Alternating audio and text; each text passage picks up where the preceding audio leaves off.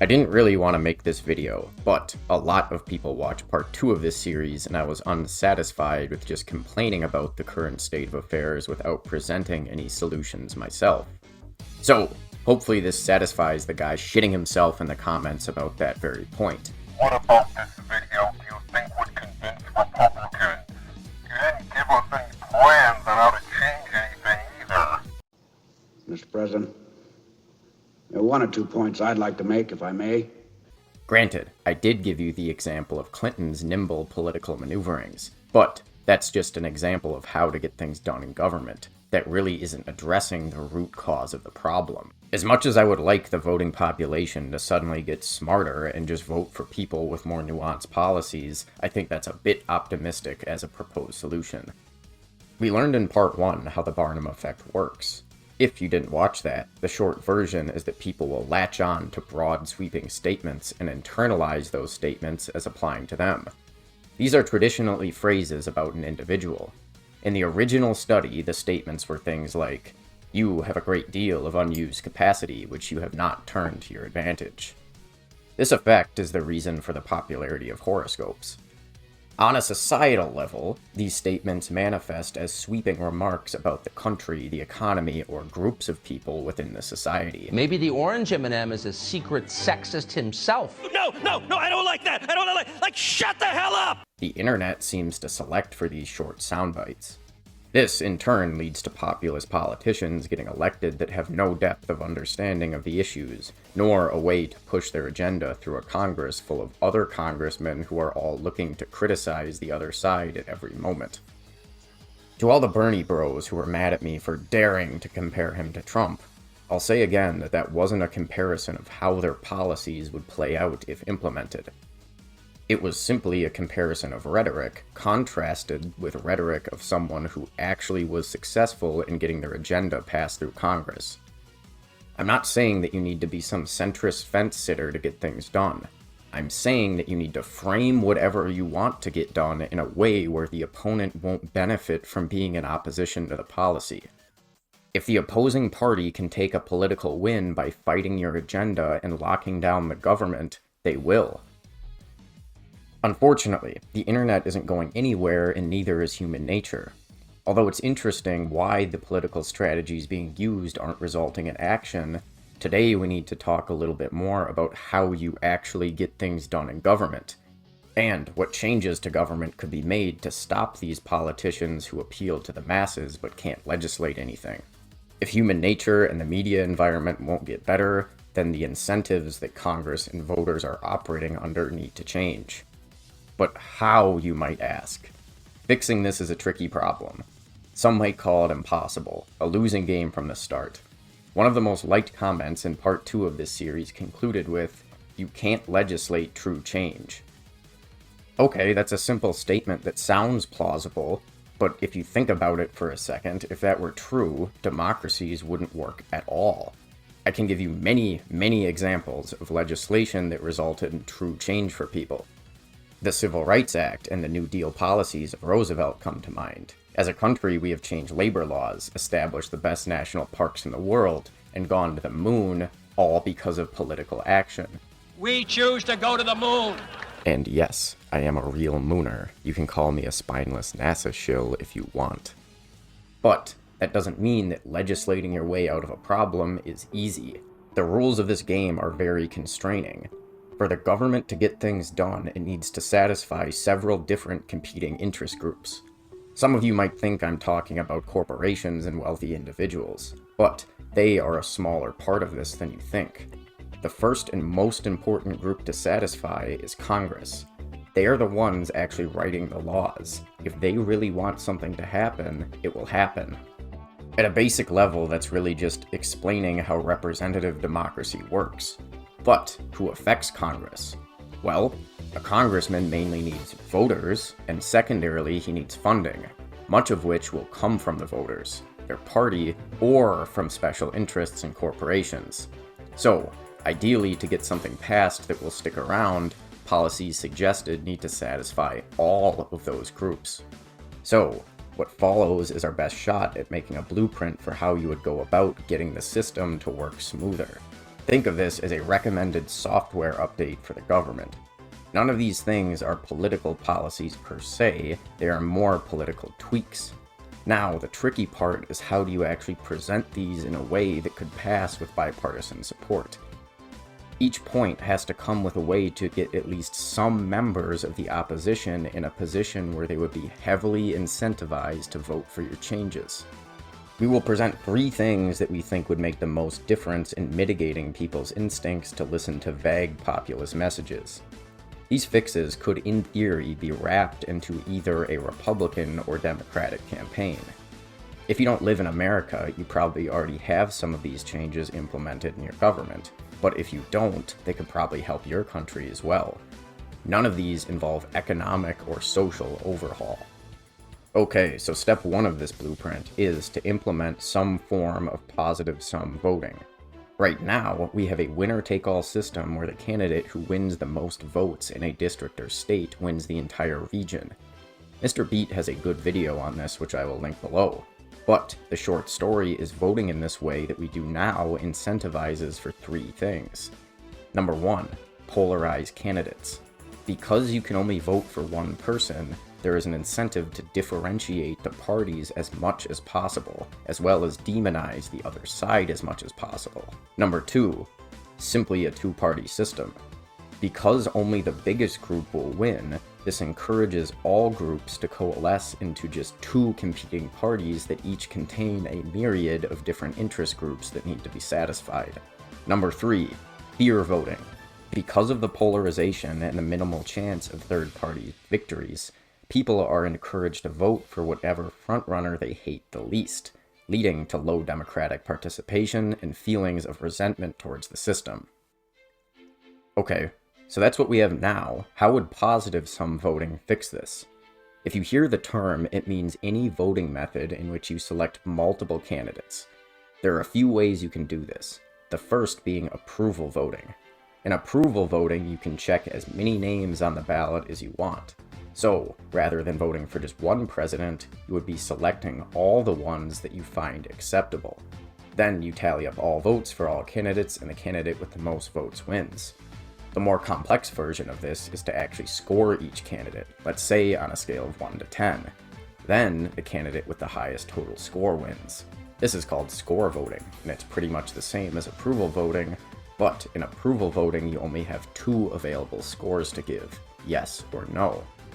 The last and most commonly suggested of these positive sum voting methods is an instant runoff, or ranked choice voting. This electoral system has you rank each candidate in order of how much you would want them elected. If no candidate reaches 50% of the vote, you eliminate the lowest scoring candidates and give their votes to the next choice. Repeat this process until someone crosses the 50% threshold. Any one of these systems would disincentivize what we are seeing now, because you are not only competing to be the most popular, but you also want to be voters' second or third best option. So, the strategy of being polarizing and essentially permanently existing in the opposition is much less viable. Okay, so changing how we vote might be a good idea, but how do you actually push this through Congress? Right off the bat, as a presidential or congressional leader, you can usually assume that you can wrangle most of your party to vote for a bill. So, whatever party you find yourself in, if you want to implement any form of positive sum voting, you will need to find a way to peel off members of the opposition. To do this, you need to make it understood who this will benefit electorally.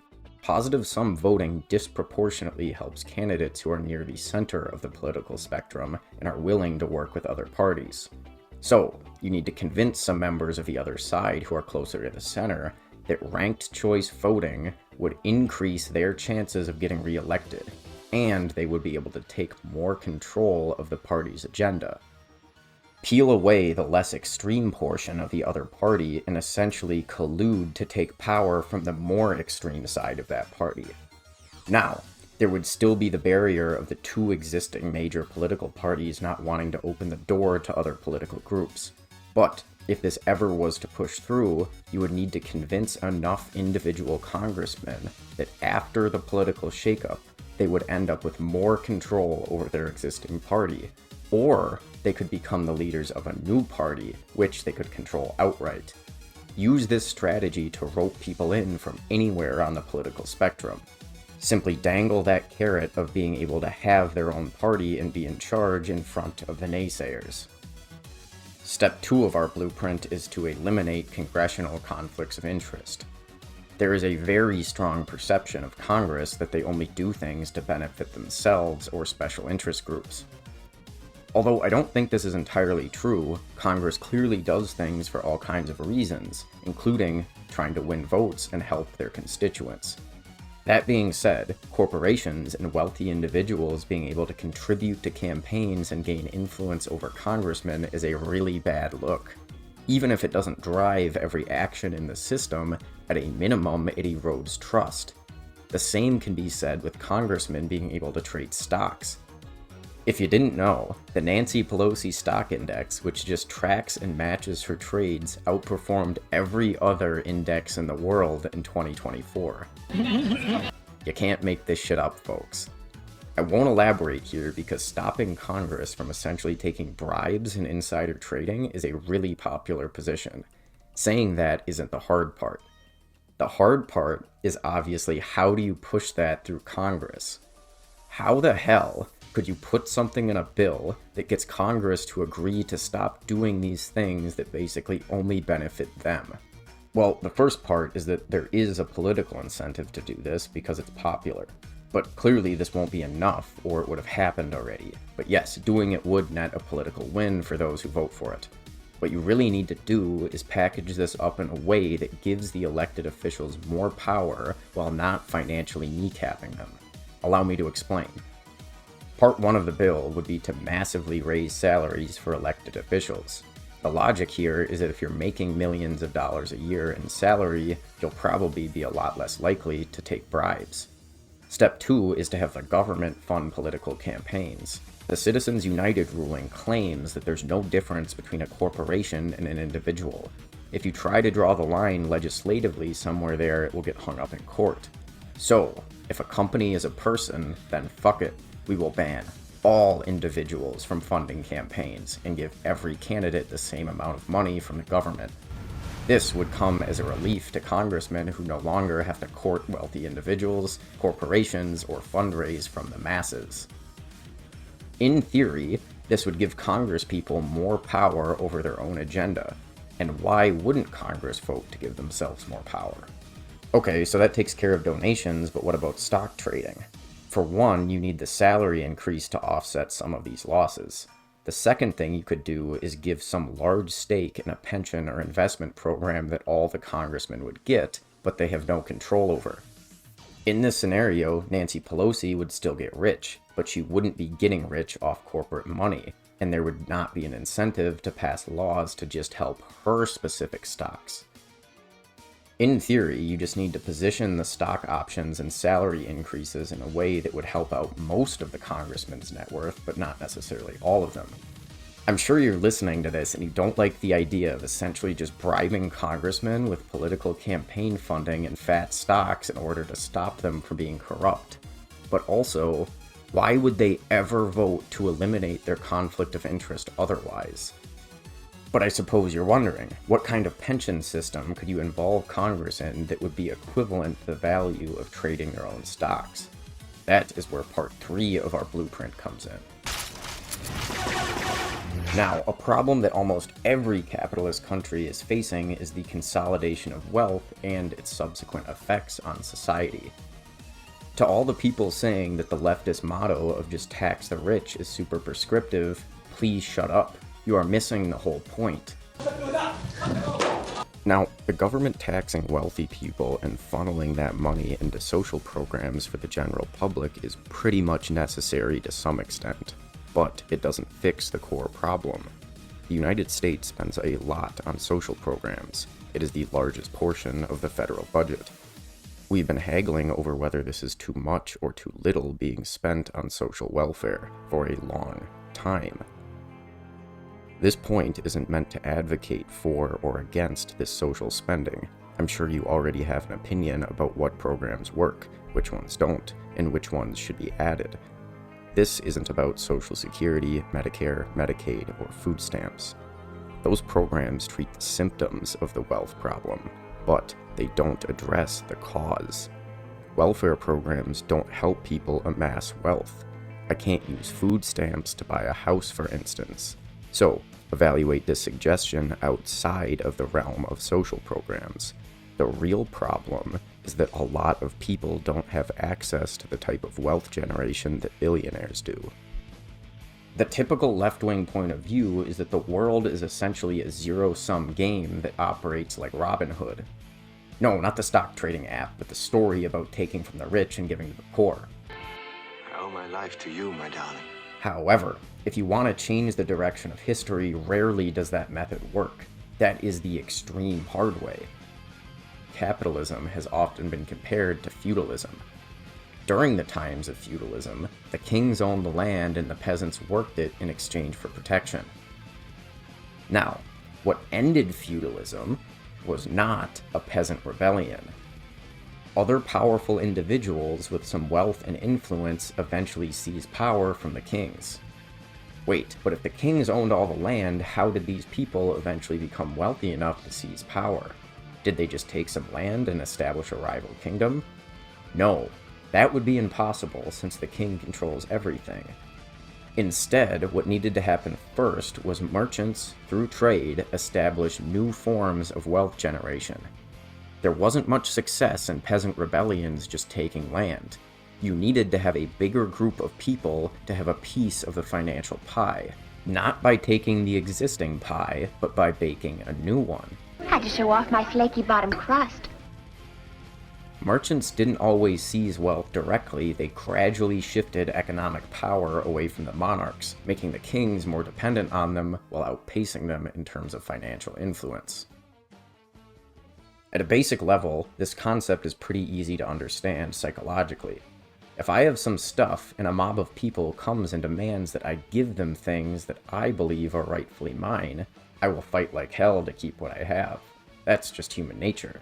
So, get it out of your head that some people have a lot of resources, and if we just redistribute those, everything would get better. That's probably not going to happen. Now, is what I'm saying that the march of capitalism is inevitable and the only way out is a violent revolution? Hold your families close.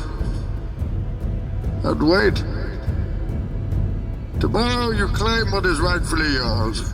Ignoring that statistically, political turmoil is bad for a country and usually revolutions result in a worse system than what came before.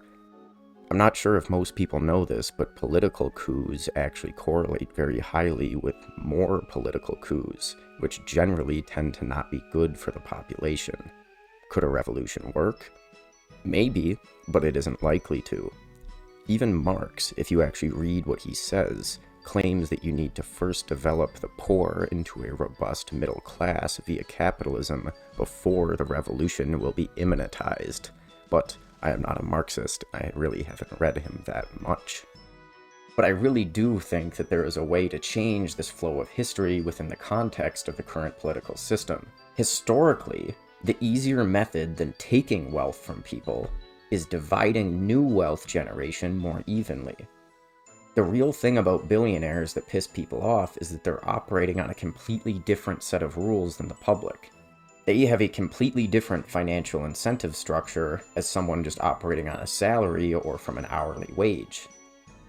In the United States, only 50% of people have money in the stock market. That means that only 50% of people have a vested interest in US corporations and American industry succeeding. And of these people, many of them don't hold that much stock, so they hardly have an interest. What you really need to do is get everyone to have skin in the game. Pork barrel the entire US economy together.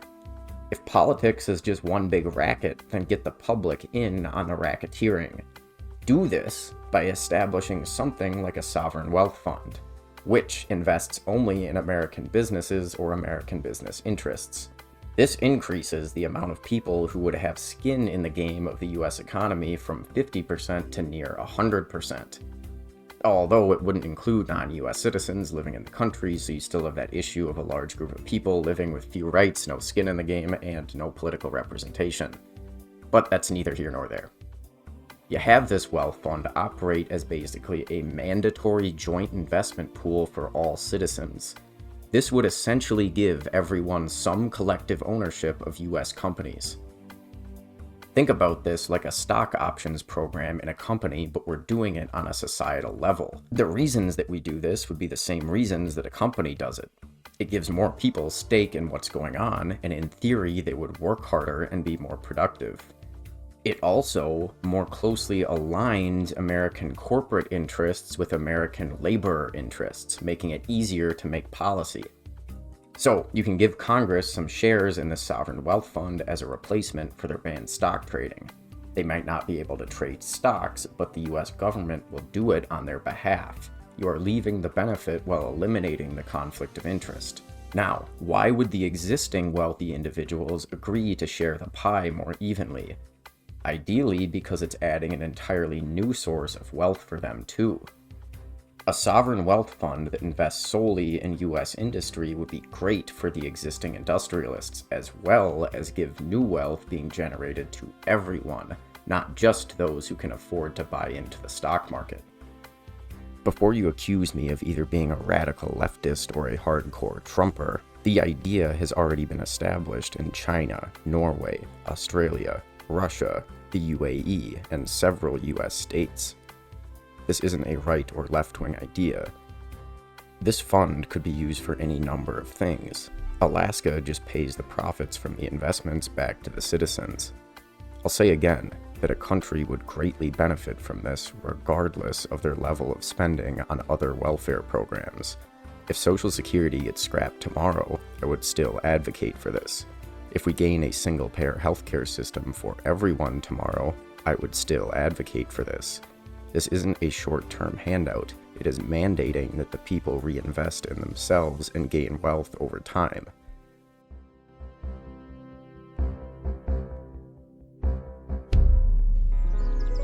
Well, look who's here, the ambitious gosling. People's ability to pull money from this fund would be very limited, ideally initially only used for things like school or a down payment on a house. The things that welfare spending absolutely doesn't get done for a lot of people. Now, I bet some of you have already commented, but how would you pay for this? Well, I didn't bring that up because it isn't super important. The government has all kinds of ways of raising revenue. How you do it is less important than just making sure that future generations of Americans get a bigger piece of the economic pie. But if you want me to list some ways that you could pay for it, I guess I can rattle off taxation methods. You could raise existing income taxes. You could cut and replace some social programs. You could add a value-added tax at a low level.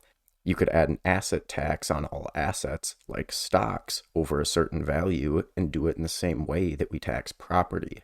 You could legalize marijuana federally and use that tax revenue. And I suppose you could sell off federal land or sell citizenship cards. Although selling off national parks sounds a bit dystopian to me. The point is, there are a lot of ways you can increase revenue for a program. Anyone who knows anything about investing can tell you that you don't have to put away much every year for it eventually to add up. I think you're also wondering, how could we have a sovereign wealth fund if we have all this debt? Believe it or not, you can still invest if you have a mortgage to pay. That also really isn't an obstacle. So that's about it. We really think that these policies could be presented in either party and pitched in a way that incentivizes the majority of people involved in government to actually do it. The reason I'm telling you all this is because I'm playing both sides so that I always come out on top. For example, if you're pitching the sovereign wealth fund idea as a conservative, you have to highlight that this would essentially be giving a massive investment boom to US corporations. If you are presenting it from a left-wing point of view, you need to emphasize how this gives everyone in the United States some collective ownership over the industry of the United States. Those three things, positive sum voting, eliminating congressional conflicts of interests, as well as establishing a sovereign wealth fund for all citizens, would go a long way to making the system more cohesive as well as generally prosperous. Government and society works the best when we create aligned interests for people to work towards, not pitting people within the same country against each other. The hard part is how do you change the existing incentive structures to accomplish that? We don't have all the answers, but this was our best shot at the problem. So, do you agree with our conclusions here, or is the only way to get real change to wait until one party gets a supermajority and just bludgeons its legislation through? Or perhaps the executive branch will just totally take over, and we will descend back into the oldest and worst form of tyranny. Let us know what you think, and make sure to subscribe if you want more content. Thank you for watching. I will see you next time.